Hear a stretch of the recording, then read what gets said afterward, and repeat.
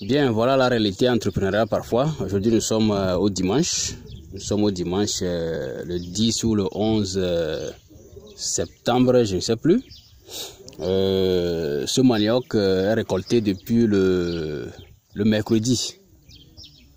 Non, plutôt le jeudi, voilà. C'est récolté le jeudi et devrait être convoyé à l'usine ce jeudi-là dans la soirée pour que ça puisse être utilisé le vendredi.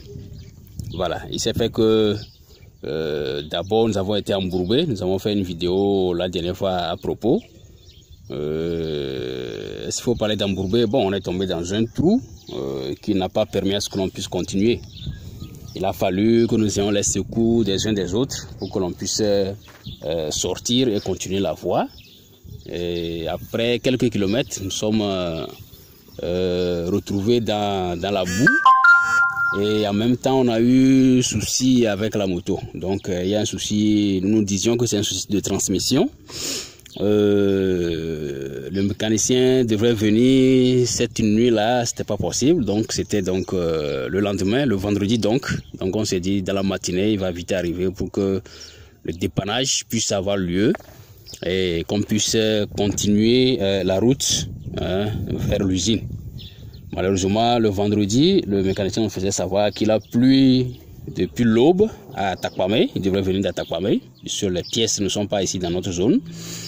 Donc, ça fait qu'il n'a pas pu arriver le vendredi.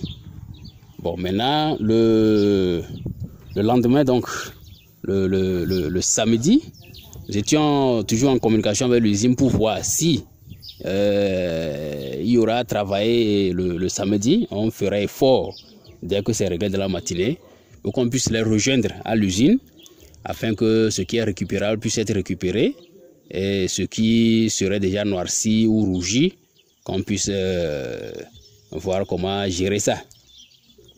Malheureusement, la journée n'a pas aussi été très rose. Des soucis financiers ici, il fallait mettre quelque chose en dessous pour prendre la pièce et compléter après et tout. Il n'y avait pas ces fonds là en main.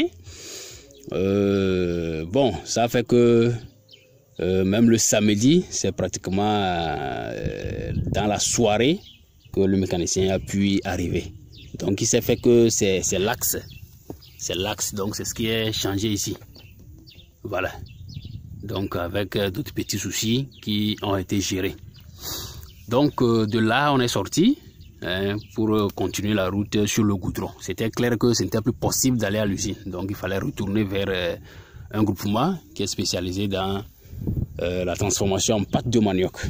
Donc il fallait retourner le manioc de Oku, où l'on a coupé le goudron, vers Zobega pour continuer sur Wampakopé au niveau du groupement Boila, qui ces derniers temps est le groupement qui tient le coup, par rapport aux autres. Voilà. Donc il était question de compléter de l'huile au niveau du pont. Donc le mécanicien a demandé à ce que l'on aille faire l'achat pour compléter avant que l'huile ne reparte à Takwame. Donc j'étais allé avec un autre mécanicien que j'ai amené de Zobega pour m'aider à conduire le tricycle vers le groupement qui devait récupérer. Le temps que moi je continue pour les urgences du côté d'Atakwame. Voilà. Donc l'autre mécanicien de Zobega et moi avons continué pour aller chercher l'huile à moteur pour verser dans le pont. Et quand on revenait, voilà, toute une foule autour de la moto. Et il s'est fait que un certain monsieur, il serait saoulé ou quoi, on ne sait pas trop, est venu cogner le tricycle par derrière. Voilà, là où on a garé, bien serré au trottoir. Il est venu cogner. C'était, le choc était vraiment intense. Imaginez cette moto avec cette quantité de manioc. Et voilà ce qu'on a comme choc.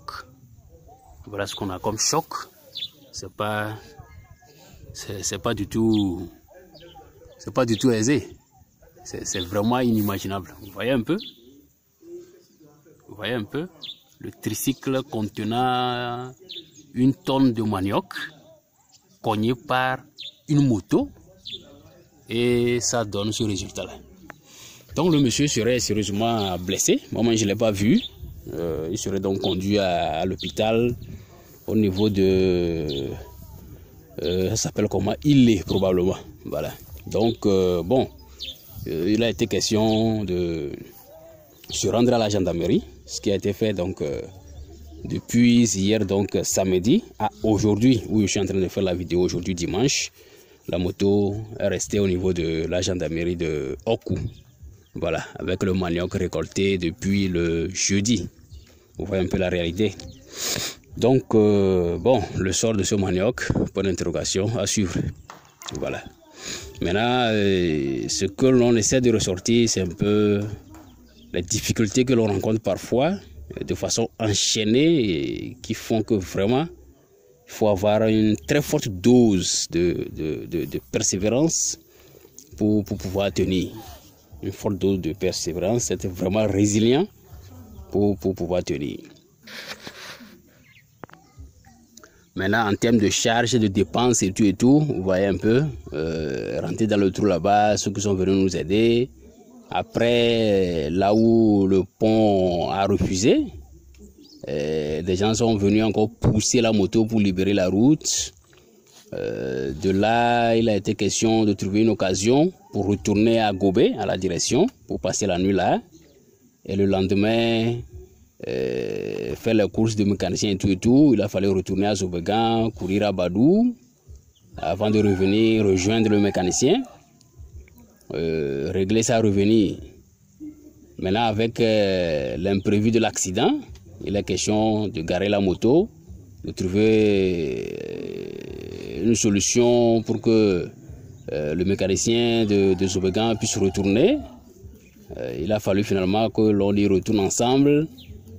Des activités qui devraient être suivies du côté de Gobé avant ma continuité sur Atakwame était laissée. Et je signale même que j'avais mes enfants avec moi qui sont laissés comme ça, les tout petits, qui sont obligés d'être laissés à eux-mêmes. Les allers-retours à la gendarmerie, vraiment c'est compliqué. Le producteur, lui, bon, il a vendu, ça s'arrête là. Mais tout le tracas autour, c'est pas du tout aisé. Vous voyez?